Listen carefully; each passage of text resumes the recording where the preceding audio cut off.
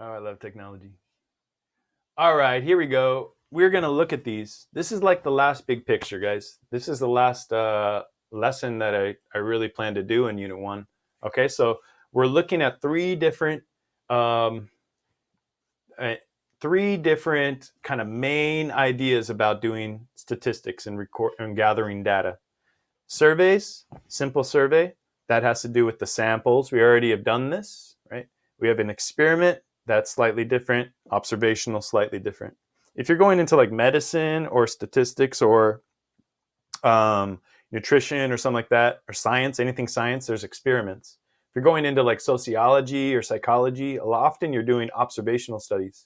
Okay, so thinking about these as they're different surveys. You do them in all, but these are like also for different kind of um, areas of focus. Okay, so let's all look at this and just remind you. And actually, I'm not going to spend much time on sample survey because the sample survey, remember, the sample is a smaller space, the smaller group of people that reflect and infer information on the total population. Okay, we know this: SRS, cluster, stratified, systematic. So here's what you would do for gathering GPAs of ninth graders using the appropriate sampling method, right? So that is an example. You would, break up, you would look at where all the freshmen are. You would choose like a cluster sample from each classroom. You can number all the freshmen 1 to 250 and just pick them with a simple random sample. Okay, so this is stuff that we've been doing. Everything that we've done so far has been with the sampling methods, at least, has been in the survey sample. Okay, sample survey. And let's see. Next. All right, an experiment is slightly different. An experiment is slightly different because you start with the sample. This is the sample. So we think about it like this. This is our sample. Let's write this in here actually. Sample. And the sample is a part of the larger population. Looks like a sunny side up egg with emojis in the yolk. It's weird. So the sample, right? With an experiment, there's a treatment, right? So like if you were doing, for the example I gave is the new vaccine medical trials, right? When you're doing the vaccine, what they're doing right now is to see if the people in the sample responded well to it. You have to do that before you give it to the whole population, right? You can't have a sample with nobody that has a heart problem, right? If you didn't have anyone with a heart problem in the sample, then they go to give the vaccine to all the population, and there's tons of people with heart problems in the US. That would be dangerous, right? So you can't rush these kind of experiments. Now, the treatment is if they're going to get the real treatment, that's the experiment group, the real treatment, like you actually get the vaccine, or you're in the control group, which is the placebo fake treatment. So if you went in and you were doing the vaccine, you would either get the actual vaccine or you would get some like saline solution. So like basically like salt water or something that doesn't have any medical effect on you. Okay. And then what they do is they say, well, we gave these people the medicine, we gave these people the fake medicine. Let's find the responses and compare them. What they're going for with this is it reports the cause and effect, right? The cause and effect. And we need to have this before we can have the COVID vaccine. You can't rush that because remember, the sample has to be an effective representation, a representational sample for the whole population. Okay. Let's see. This also put next to this. Sometimes they give them money. Sometimes. All right. That's all I wanted to say for experiment for a moment here. Let's look at our last one and then we'll break it down a little further. Observational studies. This is more if you were doing, this is like what you do in sociology. Or if you did like, in ethnic studies, in gender studies, there's going to be a lot of observational studies because you're trying to see how society works. So you can't do an experiment. You can't like give somebody, fake medicine and a real medicine, and that won't tell you about society. So observational studies are the most interesting, actually. And here's the thing. No pay. It's volunteers only. Volunteers only. Okay. I'll stop at that for now. But you can get paid for the experiment. You can get some money for the experiment because you have to go in, you have to get the shot, you have to do all this, and it won't matter. The outcome's going to be based on how your body did. It won't be based on what you say or whatever.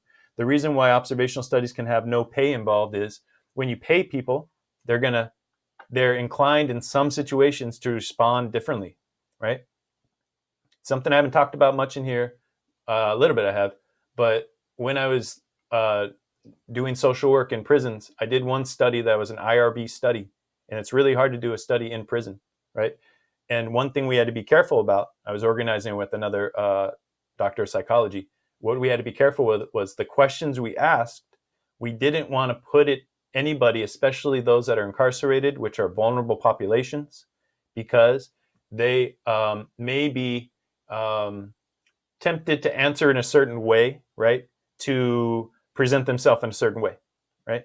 So we want to know everything that's going on with, the individuals we're studying, but we don't want to give them questions that are going to be so open-ended that it could mess up our results, right? So this just brings up an idea real quick of watch out with pay. It has to be volunteers only because you'll end up with something you have to let's put over here. Watch out for fake good. Fake good is when somebody says what they think you want to say. They say what they think you want them to say. So they're trying to fit into what you're saying. You know what I mean? You know what fake good is? A little bit. It's like if a teacher looked up to the whole class and said, all right, everyone's doing their assignment, right? And everyone's going to go, sure, right? You don't want to give little examples where people can kind of cop out. You want to give questions that are really deliberate. All right. And if anyone has questions about the stuff I've done in prisons, I don't get much chance in my teaching to bring it up. But again, if you want to get involved with that kind of social justice work, let me know. Once you're 18, I can give you some leads. You're going to observe only. There's no treatment. You're not giving them any drugs, any kind of vaccine. You're not trying to test out new drugs or anything. It doesn't impact the subjects studied. This is connected to the fake good. This is connected to if you wanted to go and find information about people who have, dealt with natural disasters, you have to be really careful with that because you don't want to re-traumatize. You don't want to bring up things that are going to harm the people that you're studying. And you have to get all these studies, you have to get them approved by the Department of Health and Human Services. I've done that twice. It's a long time. Yeah. So this is a whole process. When you take, you're going to take research methods if you get your bachelor's. In most kind of letters and science classes, you're going to take a research methods course. Okay. You're going to go more into this. You'll know a little bit about it already. Okay. Can include observations, measurements, and surveys. So observational studies can have a lot of different ways to get the information. This is key. Underline it, highlight it. It only creates correlations. Because you're just observing, you can't make causal relationships. Okay? Here's the deal. For observational study, my example is smoking's relation to lung cancer, right? The reason why, I wish we had more time, because I would ask, why could this not be an experiment? Remember what the experiment needs. It has the real treatment and the fake treatment, right? So why would smoking not work in an experiment? Because what are you going to force the people to do? Half of them, you're going to say you have to smoke a pack a day or something horrible. The other ones, they wouldn't be able to smoke, right? So you see that it's actually dangerous to find information about it using an experiment. So we could just do an observational study for this situation. You can't force people you can't do experiments where you force people. Yeah, Rosella, you got it. Where you force people to do something that's harmful to them. Okay, that's one key thing with any kind of study. They could sue you for that.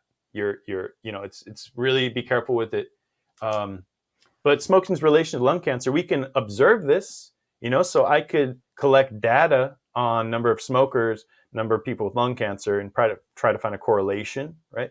So that's where we would use an observational study instead of an experiment. All right.